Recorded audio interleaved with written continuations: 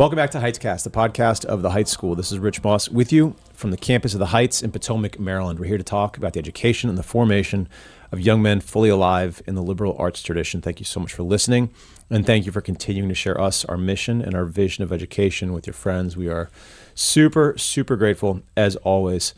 I am delighted to welcome to the podcast Mr. Andrew Cantarutti, a teacher in Canada who has just written very beautifully about attention in this technical age that we are in.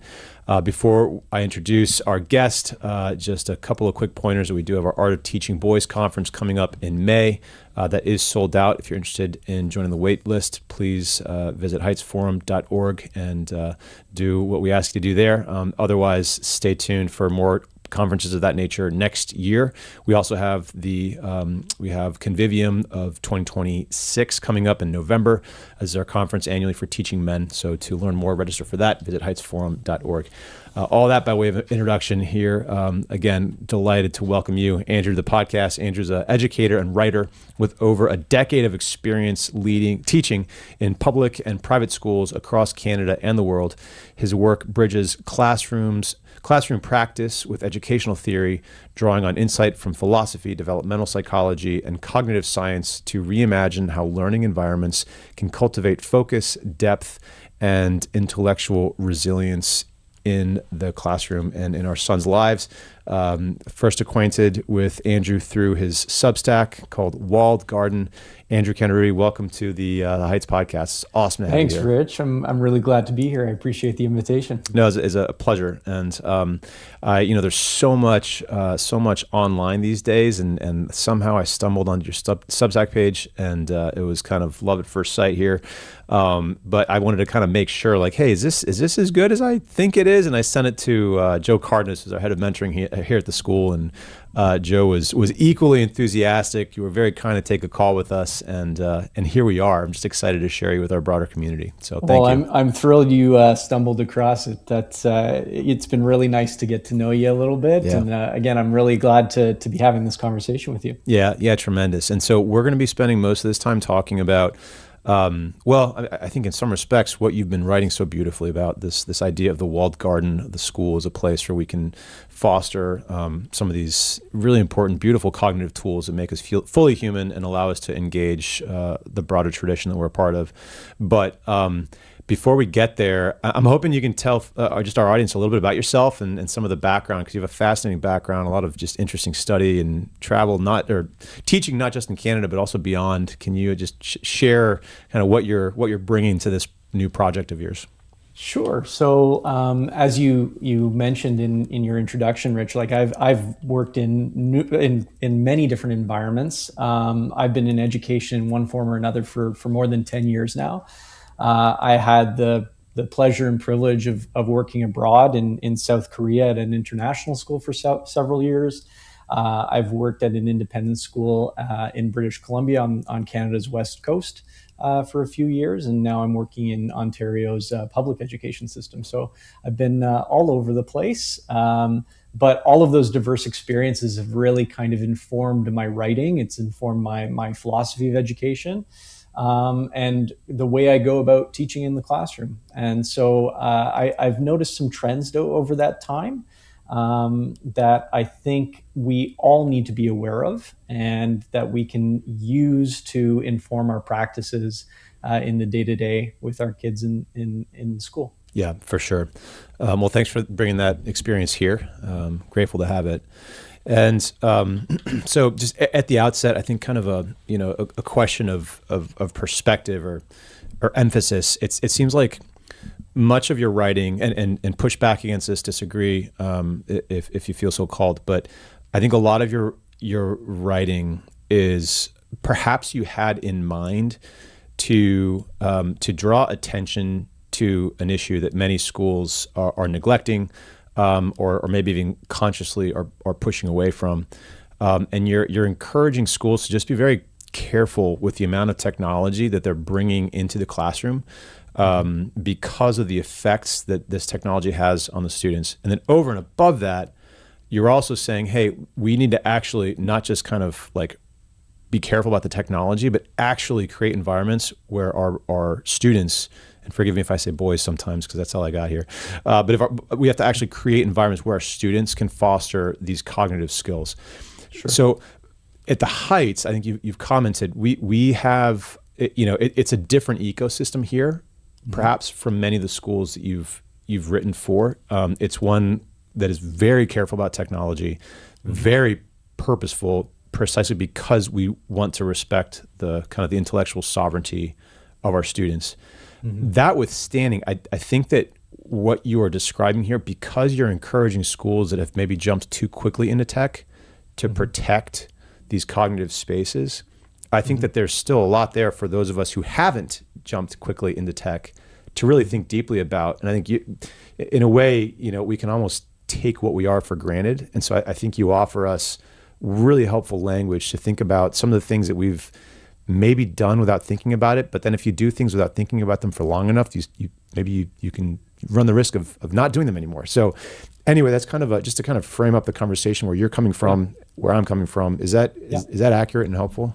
Yeah, that sounds that's perfect to my ears. I think we need to look at. In learning a little bit about the Heights and what you've done there, and how intentionally you've been about your relationship to technology, it's been revelatory to me. I'm incredibly impressed with what I've heard about the school. But what you're doing, I think, bucks the trend of what we see in education elsewhere, and we can look at that as kind of mirroring what we see in the broader marketplace over the past 15 years or so. So as our economy has become more digital in nature and we use more digital tools in the workplace, I think most schools have introduced them to the classroom in sort of the name of preparation for the future. And I think that's come with some costs, and I'm sure we'll talk about what some of those costs are. But we need to understand why those have been costly, and how we can react and respond productively, so that we preserve the conditions that allow for that deep learning to take place in a changed world. Yeah, perfect. And I think also, even if the schools, let's say hypothetically, all the schools had, really kind of taken a very purposeful, slow approach to technology, there's still kind of this broader culture that we have to be aware of, right? So what's going on at home, I kind of get a chuckle sometimes over everybody kind of pointing their fingers at schools, like schools have to get phones out of the kids' pockets and all the rest of it. Meanwhile, the kids are going home and they're on Snapchat at 2:00 in the morning. So it's like, where's the emphasis? But anyway, so all that to say, I think we do, even as a school that's trying to be careful about technology while acknowledging its potential benefits, we also have to be aware of what are the skills, tools, traits, dispositions, characteristics that our students are carrying into the classroom with them from home. And this is Absolutely. Where, I think for us, for everybody, your writing is so helpful. And so something that many of us might say often to our students is, especially maybe at younger ages, or I don't know, but I find myself saying it sometimes, hey guys, like pay attention, right? And we treat the boys as if they're just sort of like carrying a bunch of attention with them in their back pockets into the classroom. And we just got to make sure they're spending it on us instead of other things. But I'm wondering if that's how we should look at this. How should we treat attention as we're engaging these 21st century youngsters? Sure. So I think the first thing to understand is how incredibly important attention is to academic performance.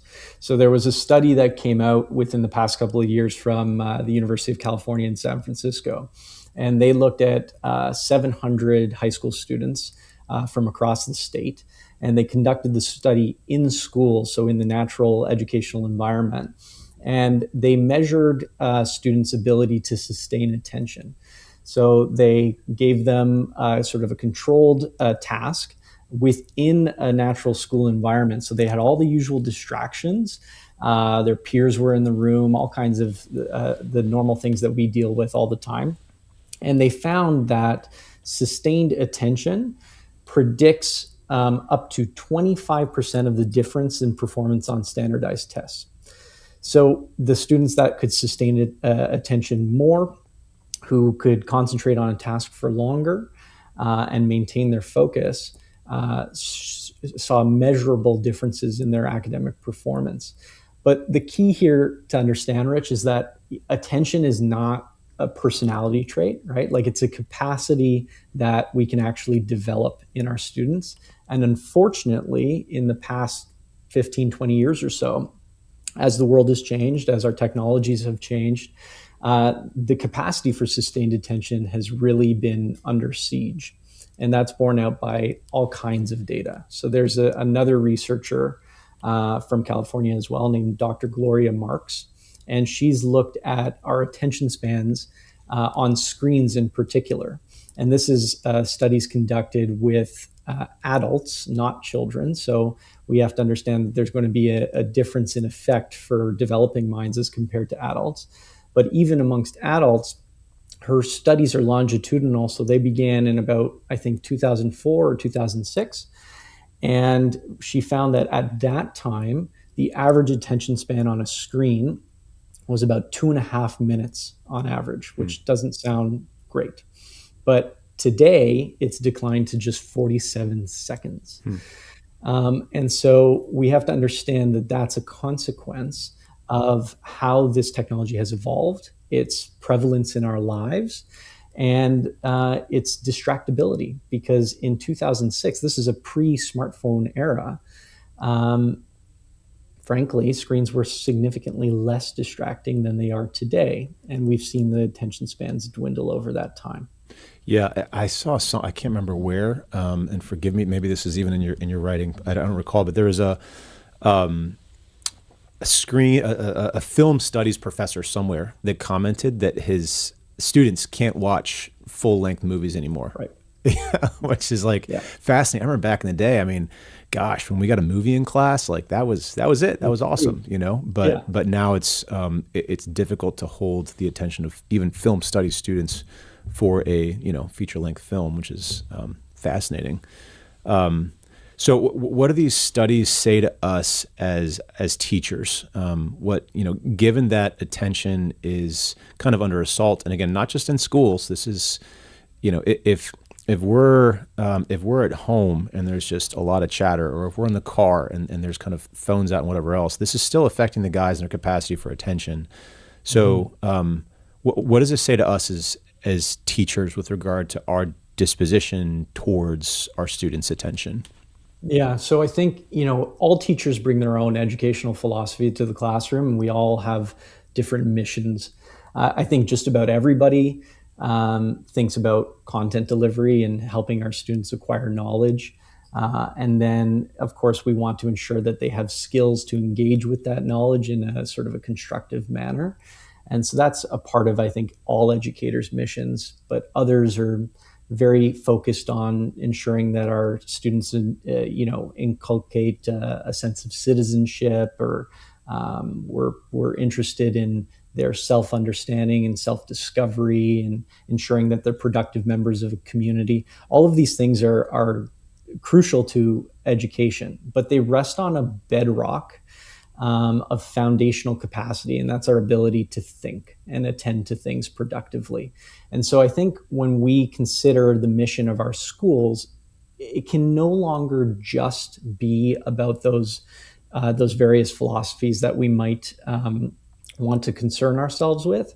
We have to make sure that the conditions for learning allow for us to achieve those goals. So we can think of ourselves as what I call architects of attention, which is people that don't just sort of ask, did I cover the material, but did I create the conditions that make deep thinking possible? So how do we engage with that material in a manner that is productive and constructive?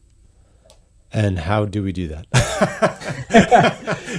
Very broad question. Take it wherever you like, because I'm intrigued. Architects of attention. It's beautiful. Yeah, so I think we have to think about the school, both in terms of its physical space, but also what we do in the classroom, what our pedagogy looks like. So I like to think about, I use hospitals as an analogy, right? So if we understand that our mission is to ensure that the conditions for learning are possible, I think hospitals can be very useful as well, because they have a very clear mission as well. very different from what schools are trying to accomplish.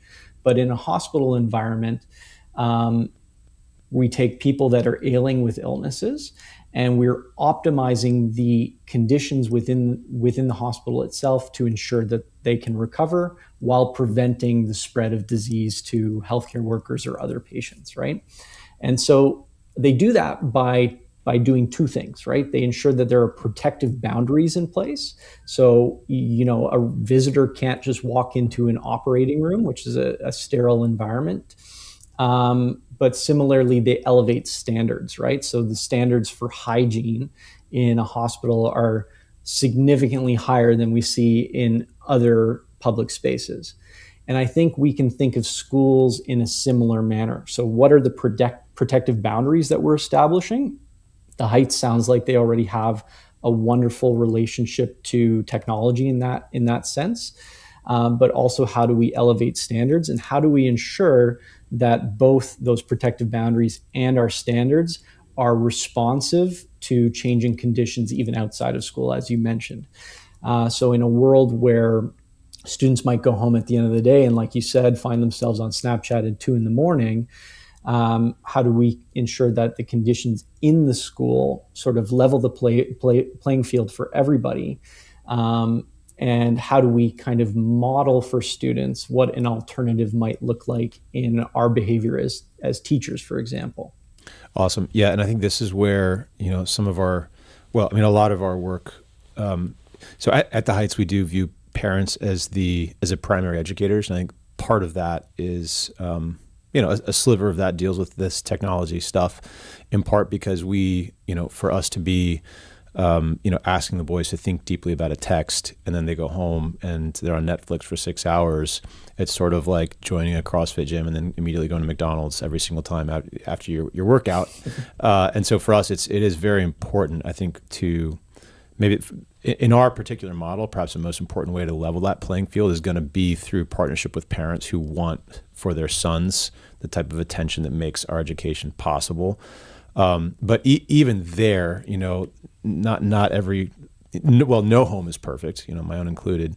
But then even just sort of like the general milieu or culture makes it such that I think our kids just have a harder time paying attention, focusing, et cetera, even in an ideal contemporary situation than they would relative to what was going on 100 years ago. So when you mention standards, like elevating those standards for ourselves as teachers, because you're right, the boundaries are largely there. I mean, no place is perfect, but phones are kind of checked at the door in our high school. Kids 8th grade and below, shouldn't even have phones. But then once they come into the classroom, you kind of get more to the standards part of things as a teacher. What should we be thinking about as teachers who are trying to be attentive to our students' attention? So I think we have to understand that, modeled behavior as a professional is a form of pedagogy, right? So at the Heights, you might ask yourself, do students have opportunities to see the adults in the building read physical text, right? That's become an incredibly rare experience for students in our public schools today. But that kind of thing offers an alternative to that sort of Netflix culture that you were just alluding to at home. But also within the classroom, we have to ask ourselves, what kind of practices and what kind of learning activities are we providing students so as to give them opportunities to engage in sustained attention, right? There's research that suggests that in order to enter a flow state, which is a state of concentrated focus on a specific task for an extended period of time, it takes about 15 to 20 minutes to just enter that mindset. And then once we've entered it, they can last anywhere from 25 to 60 minutes. But if we don't create the conditions that allow us to do so in the classroom, then it's unlikely that kids are going to be able to develop that capacity, or that they're ever going to have the opportunity to experience it at all, given the conditions in the world today. Yeah. So, I mean, I think you've written really beautifully and just about different aspect, what this can entail for schedule, right? And even the spaces of our schools. I love thinking about that. If we had a donor who came by and said, here's $10 billion, like what sorts of things would you encourage schools to ponder and as a school? Obviously, this is like, I'm not saying this is forthcoming or anything, but just it's helpful to have an ideal. What's the ideal that you would proffer that we should kind of build towards? Yeah. Well, schedules are incredibly important, right? Because it speaks to the attentional architecture of the student's experience, while they're in the building. When we have very fragmented periods, we're signaling something to students, which is that the coverage of content matters more, perhaps, than depth of exploration. And so how we go about organizing our schedule can influence our students' relationship to the knowledge that they're acquiring.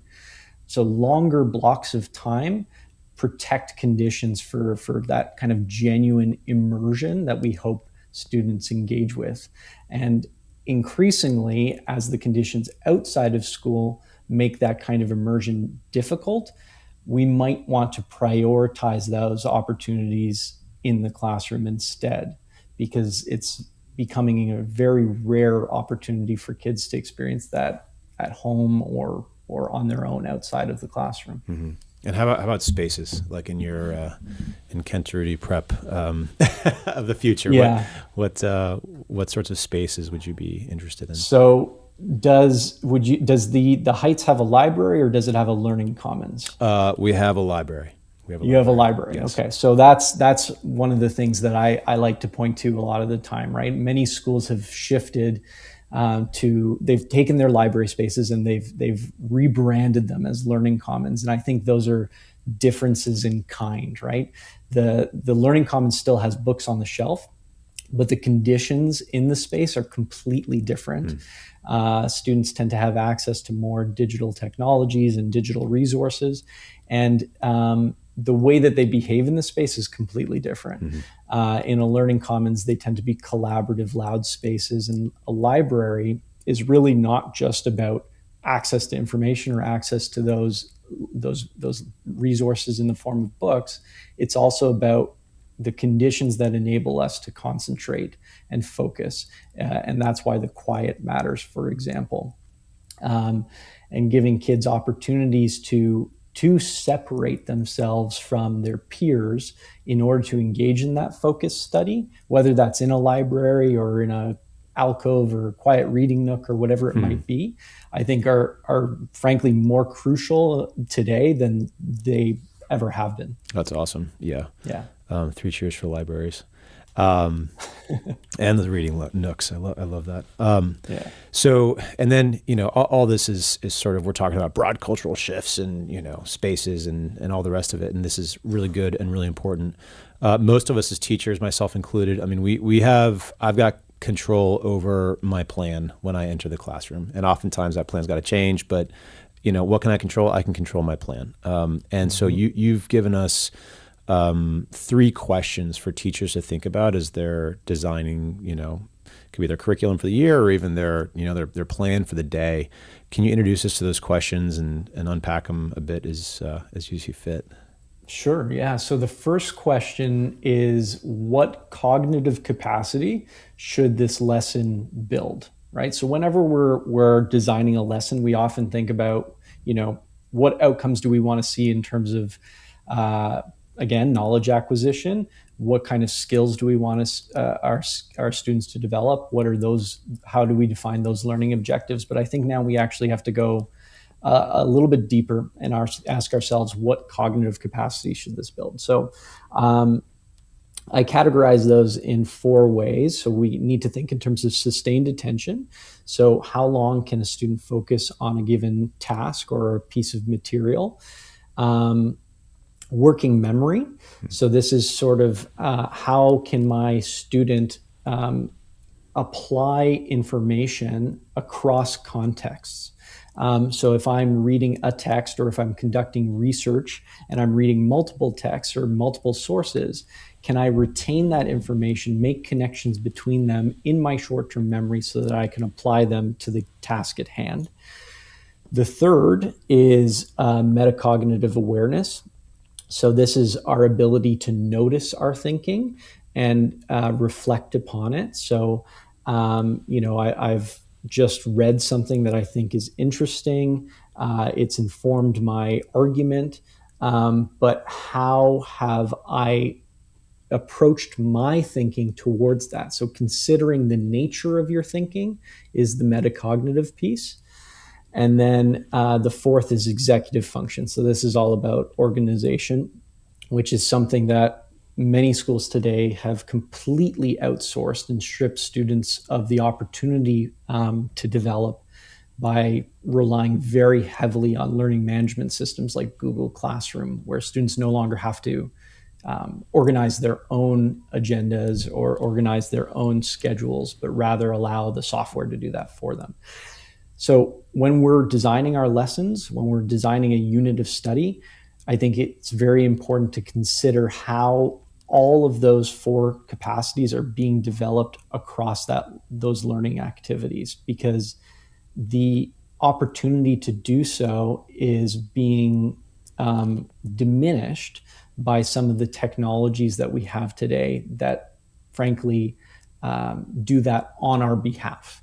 Yeah, for sure. I much of my work here at the school is in admissions, and so I've given a tour or two during my time here.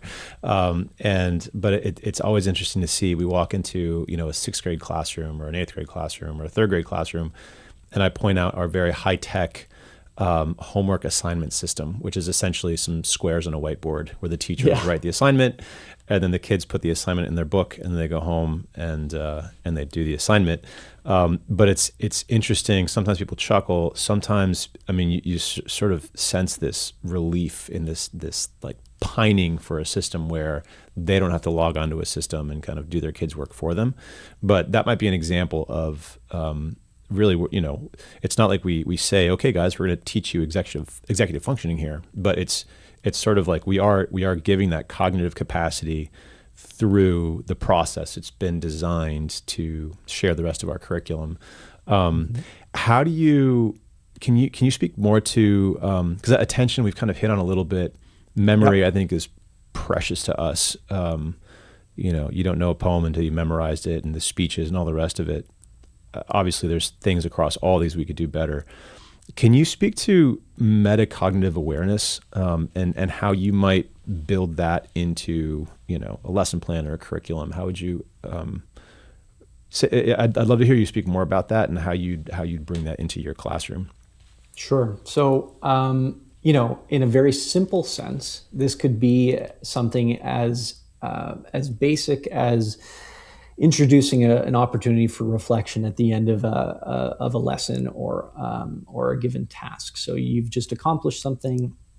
I want you to spend the next 5 to 10 minutes, writing down your thoughts as to how the process went, what you feel you've learned, whether that learning was valuable. All of these are examples of metacognitive awareness. But I think more importantly and structurally today, we need to give students the time and space to conduct that kind of thinking. And this is where we come back to understanding that attention is not like a prerequisite we can expect of students to arrive to the classroom with. Students today outside of the classroom often do not have the opportunity to be bored, Rich. And it's in our boredom sometimes that we engage in reflection about our lives, our identity, the world, the things that we've experienced. And so we have to give students space to engage with the knowledge that we're trying to inculcate in them. That can be done deliberately, like I just said, by facilitating a reflective activity, but also just giving them opportunities in the form of time to sit with a given piece of material or a piece of information that we're asking them to consider. Yeah, totally. That sounds so compelling, desirable, and human. And I think, sometimes the biggest obstacle is, in a school like ours, it's like I teach government. I love politics and government. I love it. And I know, a fair amount, and I want the guys to know and love the things that I know. And so then what can happen is I walk into my classroom and it's like from start to finish, it's just deluge, kind of like turn on the fire hose. And, but there's not that opportunity for the guys to actually make this stuff their own, for them to kind of sit back, ponder not just what they're hearing, but maybe how they're hearing it and how they're studying it. So I think it's so important. It kind of humanizes what can otherwise be sort of just getting, hooked up to a fire hose or something. So awesome. So what cognitive capacity is this building? You've given us sustained attention, memory, metacognitive awareness, their executive functioning. What's the next question you would offer us as we're kind of bringing these principles into our classrooms? Perfect. So the next question is, what friction does the learning sequence deliberately introduce? So we live in a world where we're obsessed with eliminating friction, right? We're trying to make everything frictionless. And most of the digital tools that we use today are about eliminating cognitive friction. Right? They allow us to outsource our cognition, to outsource our thinking. And when we think about AI, for example, we have to ask ourselves, like, what is the value proposition here? Right? We've got this incredibly sophisticated technology that is this mathematical word guessing machine, right? But what's attractive about it? Why do people use it? And I think fundamentally we have to understand that. I think the value proposition is convenience and efficiency, right? We go to these tools in order to get things done faster. And unfortunately, that's not really how learning happens, right? So an analogy that I sometimes like to use with my students is, I ask them, when you go to the gym, what's the objective, right? And, inevitably the sort of number one answer is to get stronger, right? And I say to them, well, okay, so it's not just to lift weights, right? Because if you were in the gym and you saw someone there who just racked up, a 500-pound barbell, and then they lifted it with a forklift, most people would agree that they're not really accomplishing anything in a productive sense. And that's kind of what AI has become for thinking, right? It's the forklift for our minds. And our minds need mountains to climb in order to grow and to develop. And so there's a couple of researchers, a husband-wife duo named Robert and Elizabeth Bjork, who came up with this concept of desirable difficulties, which is the notion that students encounter challenges, cognitive challenges, that are developmentally appropriate, meaning it's difficult enough that they have to struggle a bit, but not so difficult that they can't overcome that struggle. And it's in that sort of zone of proximal development, to use Vygotsky's term, where cognitive development actually occurs. And that's what we really have to preserve in our learning today, when there are tools that allow us to circumvent encounters with friction. So how do we introduce friction deliberately so that kids can actually develop their cognition? Yeah, I love that, deliberative friction. I think it's desirable difficulty. These are concepts that resonate here. So then obviously, as you mentioned, I think it's spot on. Like, AI comes front and center right now as a tool that's precisely designed to minimize and eliminate friction. And if you have the mental chops to handle it, then it can be an incredible tool, as we're seeing kind of in the post-education landscape, and as far as, the things that it's doing in law, things that it's doing in all sorts of places. But you have to have kind of an operator who knows how to think and is familiar with the context. Right. It's a different situation in schools, perhaps. And I think this is something that we're all trying to figure out. But I know that one of the great services of your Substack is the research digests that are awesome, and kind of the monthly roundups. I mean, this is you've been you've become a welcome guest in my email inbox and my morning readings. This is great, but you've cited some great studies. One in particular kind of caught my eye. This Brookings Institute report on AI and education. Seems like an early shot across the bow of like what's going on here, and maybe you could share some of that report's findings and then your own take on the report, which is most interesting to me. Sure. So the report is probably the most comprehensive sort of overview of the state of AI in K-12 education today. They interviewed and surveyed more than 500 people, including students, teachers, parents, policymakers from more than 50 countries around the world. And they also reviewed more than 400 studies about how AI is being used in education, as well as just its cognitive effects and so on. And they assembled a Delphi panel of experts who could provide their own opinion about whether AI was useful in K-12 education settings. So super comprehensive. The report was more than 200 pages in length. But the sort of headline conclusion that they came to was that at present, the risks of using AI in K-12 education overshadow its benefits. And the key sort of takeaway for how they arrived at that was to do with this issue of cognitive outsourcing. We just kind of established that students need to encounter friction in order to develop. And the risk is that if they have access to AI and they encounter difficulty, if they encounter even a desirable difficulty, they might use AI, or they might be they might use it to bypass that difficulty. And as a result, their capacity never develops. The next difficulty feels even worse. Their dependence on the tool deepens even further. And then they internalize the idea that they can't actually accomplish any tasks without the use of the tool.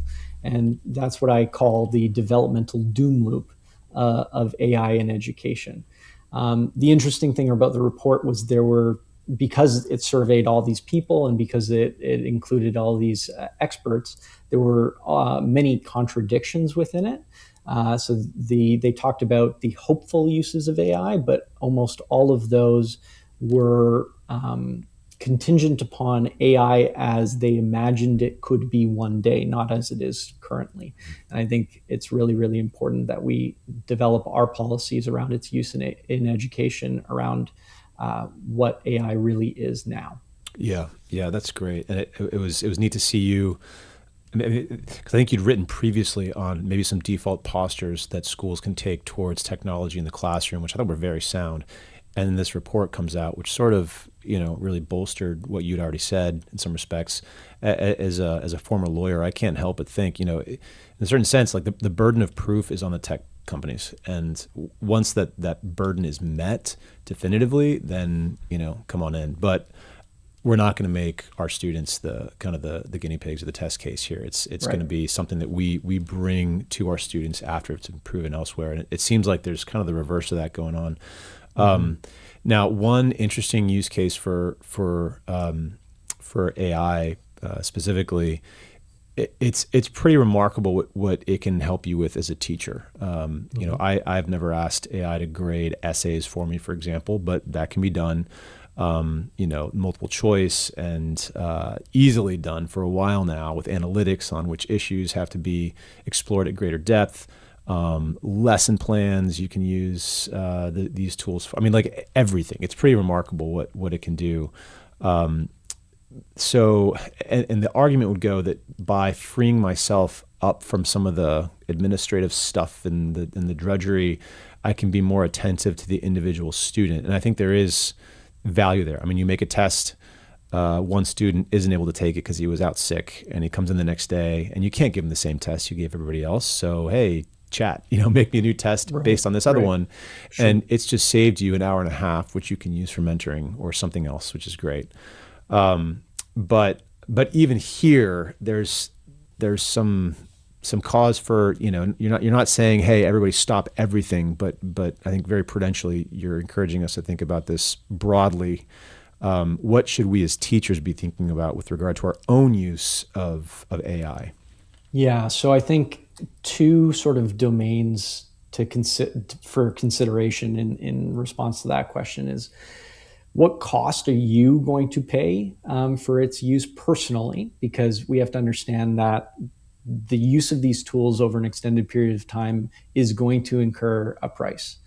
There was a study that came out of MIT just this past year looking at adults, and they took a group of adults and categorized them into three categories, and they were given a task to complete over a 4-month period, and it was an essay-based writing task.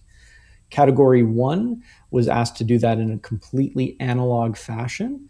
Category 2 was allowed to use a search engine in the traditional sense before there were AI summaries, and then category 3 was allowed to use LLMs. And they measured cognitive capacity after all of that was complete. And they found that using EEGs, the group who completed the task in an analog fashion showed the greatest brain connectivity, and those that used the LLMs showed the least. Personal report from the participants also suggested that those who used LLMs to complete the task cited the least amount of ownership over the product that they produced at the end of the study. So we have to understand that there is a cognitive cost that we'll pay for using these tools extensively. So if you outsource your lesson planning to AI and you do so regularly, and if you do so all the time, your ability to do so independently will atrophy in time. And so that's something that we have to keep in mind. The second domain, I think, which is perhaps even more important for us as educators, is understanding our role as role models for our students, right? We expect that our students have certain responsibilities in the classroom and within our school community, and they understand that we have certain responsibilities too. If one of those responsibilities is marking or lesson planning, and that's what they assume we're paid to do, at least in part, abdicating that or offloading it to AI makes it difficult for us to assert that they need to uphold their responsibilities without using these tools as well. So that's just something that I think we have to keep in mind all the time. Yeah, that's helpful. Again, just because this isn't like an anti-AI episode here or anything like that. We're not out to kind of throw this technology in total out, but I do think that there's we have to be purposeful and careful, especially with these technologies to get to the very heart of our humanity in some respects as rational creatures who live together in political society. So, and I guess in that vein, in your ideal school, because I think many schools you're speaking to, you're arming, not a great metaphor. You're empowering, you're enabling teachers to maybe push back against this tech deluge. But let's say that hasn't been necessary. Let's say again you're designing your own school and you can start from scratch. How would you incorporate AI, if at all, into the education of the students? Because it's definitely going to be a part of their future life. So how do we bring that tool into our own experience? Yeah, so I think you're right to say that it is going to be a part of their future lives. It's not going anywhere. So I think it's very, very important that students understand the tool, what it is, how it works. They have a critical understanding of it. So when can we use it in an ethical way? When can we when should we avoid using it? I think understanding that our primary responsibility in K-12 education is ensuring that the conditions for a healthy course of cognitive development are in place. So like you said, if you're sort of a PhD candidate who's writing a 200-page dissertation on a given topic, and you want to use AI in order to augment that product, maybe that makes sense because you already have an established expertise in that subject area. But I think it's less useful for developing minds, and that's because there are key developmental windows that we have to ensure we respect for children. One of those is adolescence, and unfortunately, when that developmental window closes, it's shut forever.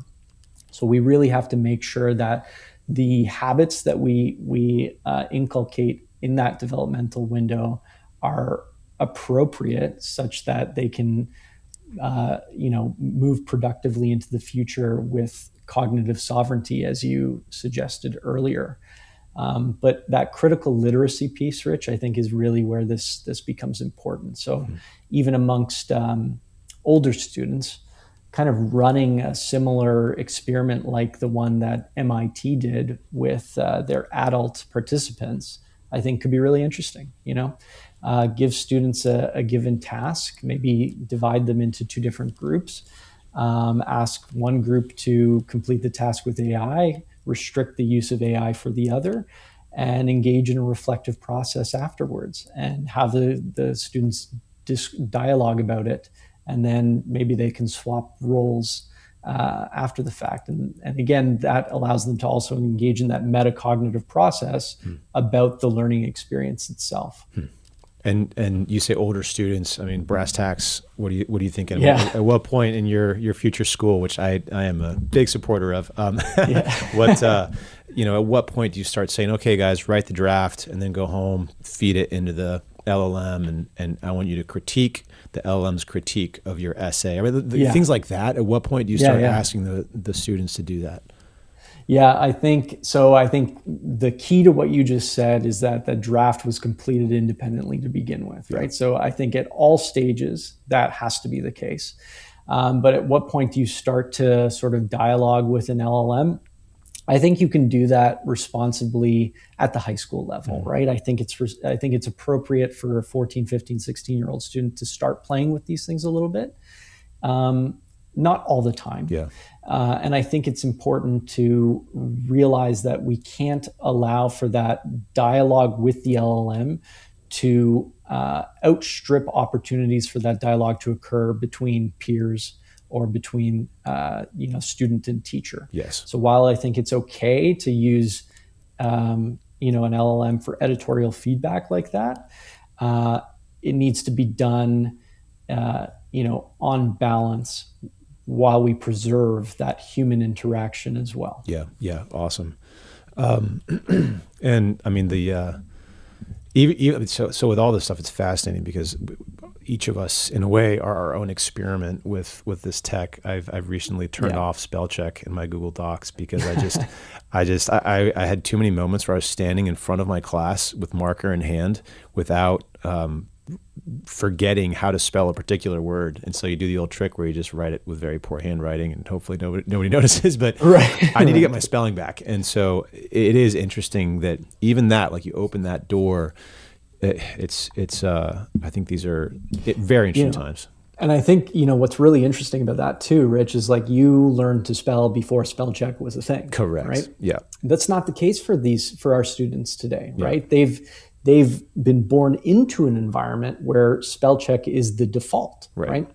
And so again, that's why we have to be even more intentional about how we design our learning conditions, because that's going to have an effect on the ability to develop those skills independently. Yeah, totally. And I think it was in part because of your writing. I was just struck by some of the spelling issues that I was seeing, not only in myself, but in the wonderful guys in my care. So we procured dictionaries that I have in my classroom for each of the students. So whenever they do in-class writing assignments by hand, it's like I give them a dictionary, and it's been really cool. And I'm trying to lead by example myself. So again, in part because of your exhortation, which led to my turning off the spell check. But I've been told, somebody told me, well, like spelling doesn't really matter because we have these tools. But then I'm thinking, we have to protect language, and spelling is a We part of do. language. This I is mean, these things, Rich, are all foundational, right? yeah, I've heard even more extreme arguments. Like I've heard people make the argument that,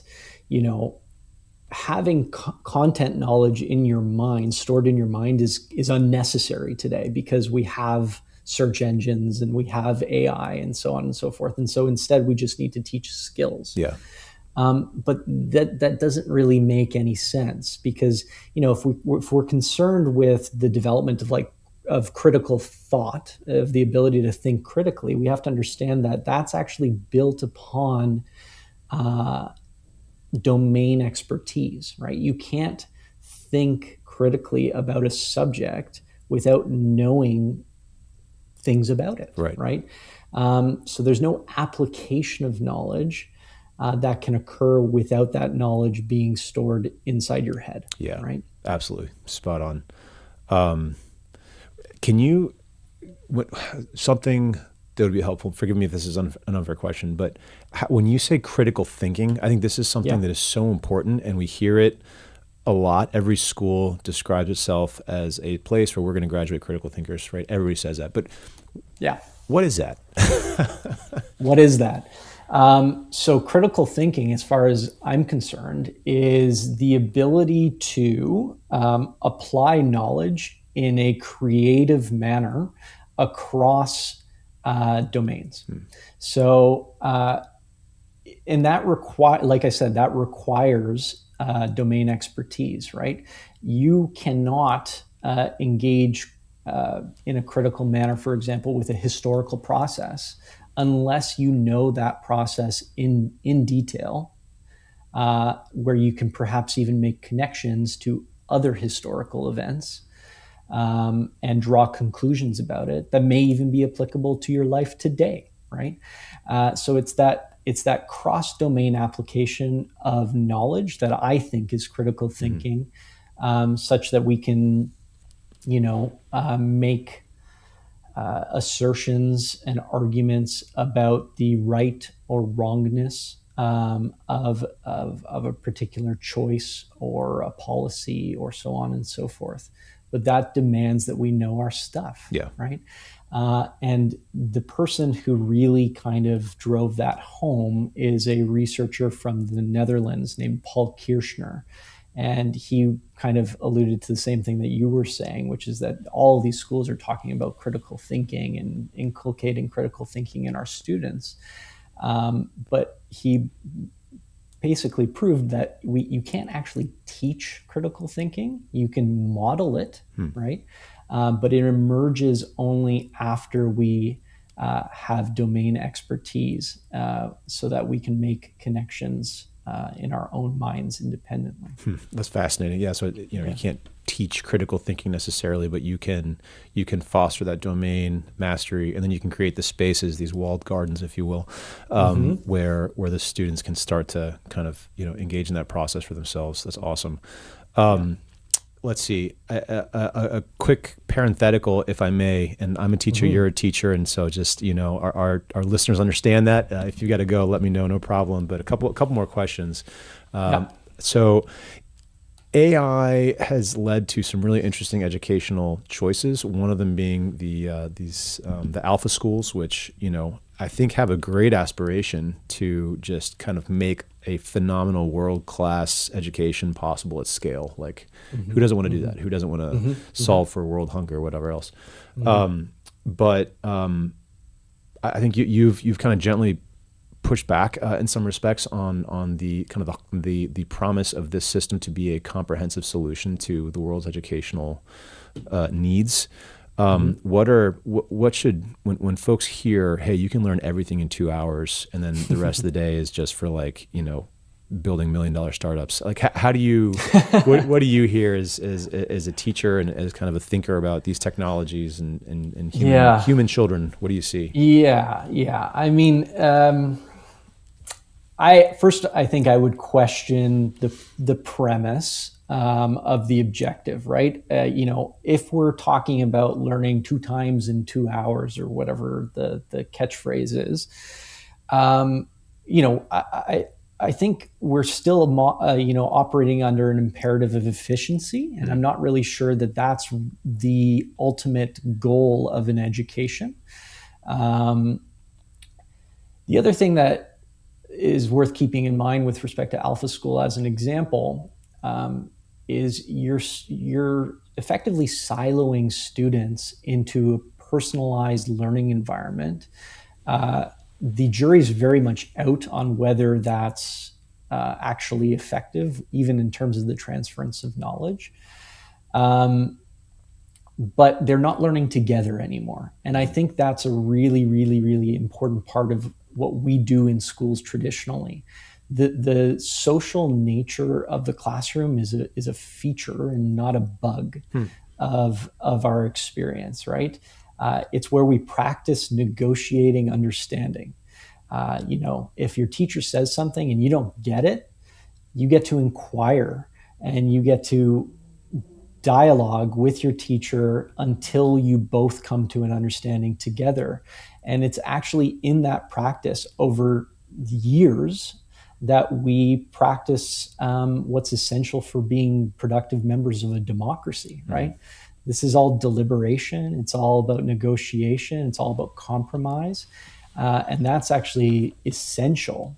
And I think it's very, very important that we don't play with that or remove it entirely from our learning experiences. Yeah, that's so interesting because right, a lot to think about, and we can't make this a comprehensive review of the Alpha schools. But I do think I love some of your commentary specifically because there's been, questions about how effective is it, and kind of this, even the domain mastery. Can you transfer mastery of a subject from one particular learning environment, i.e., the screen or whatever, into others? So a lot of really interesting things to think about. But I think in particular this question of democratic self-governance in community. I think that's one that we'll have to ponder. And I guess the answer would be, well, the afternoons are spent, pursuing joint projects. But I think there's a value to actually studying the ideas and the concepts themselves in the curriculum as a class. Like, let's talk about the important things together, not just like our passion projects, which is super cool. I wish every student a passion project, but how should we live? Now, that's an important question that would be good to pursue in community. The last question that you encourage us to ask as shapers of classrooms and formers of future citizens, we ask ourselves, what cognitive capacity are we building? What friction are we deliberately introducing, and being aware of, kind of some of the risks to that purposeful friction in this AI age of ours.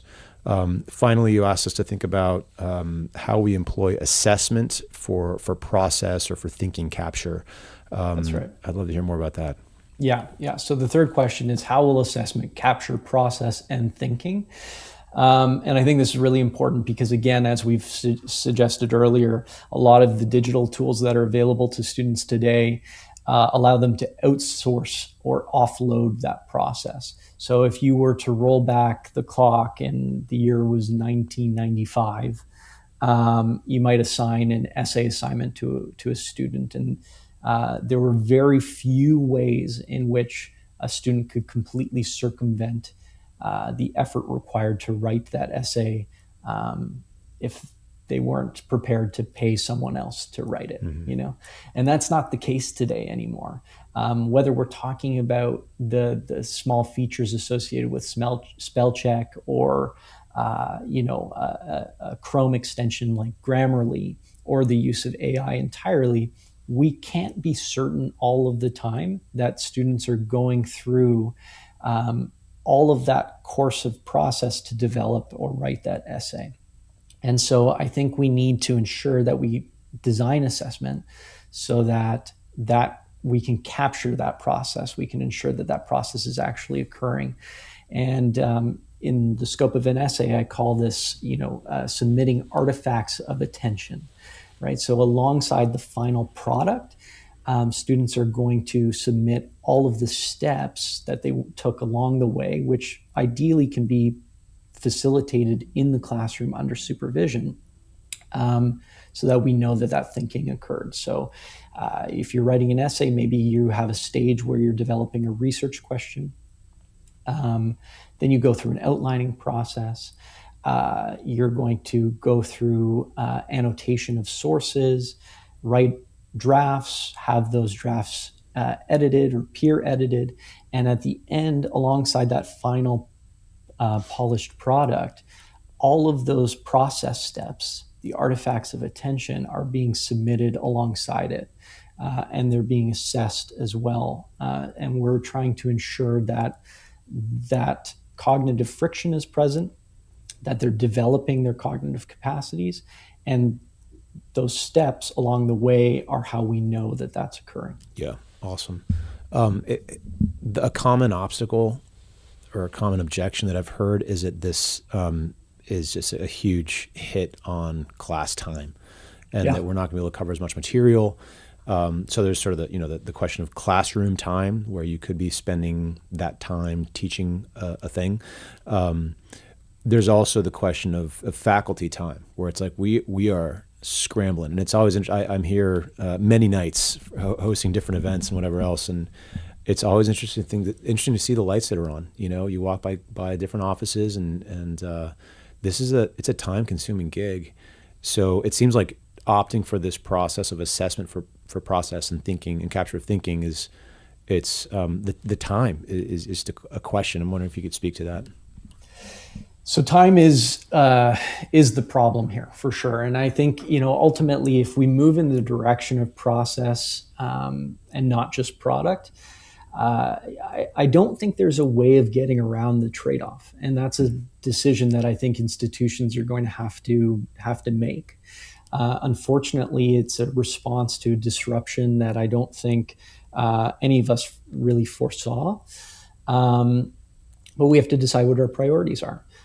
Ultimately, if we focus on the delivery of content as we have in the past, we have to understand that we can't necessarily guarantee that the conditions for cognitive development are going to be preserved for all of our students. We know that some students will certainly undergo that traditional process because maybe their norms in the household allow for that to be the case, but others won't. And we need to decide for ourselves whether that's the trade-off we're willing to accept, or are we willing to make the trade-off in the form of covering a certain extent of material in order to preserve opportunities for like a healthy opportunity for development for more students. Mm-hmm. Yeah, no, that sounds right. I've seen in a couple of places that folks are kind of encouraging us to respond to the advent of LLMs. This is not like a Heights thing, just other writers on education, but to go back to more of like the Oxford model of education, or in class, assessment through conversations, and a lot more one-on-one type stuff. And it's interesting because on some level, maybe that's actually an optimal form of education anyway. It seems like this AI time is sort of a neat opportunity to just not just think about how we're going to bring the tool into the classroom, because we're not sure we want to use the tool, period, but really to think deeply about, okay, what does it mean to educate, and how should we do that better, regardless of whether or not we use AI. It's kind of a neat opportunity. Absolutely. Yeah, it is really interesting. I mean, it's got people talking, right? Yeah. And it's gotten us, I think, questioning some of the underlying assumptions that we've brought to schooling over the past half century or so, right?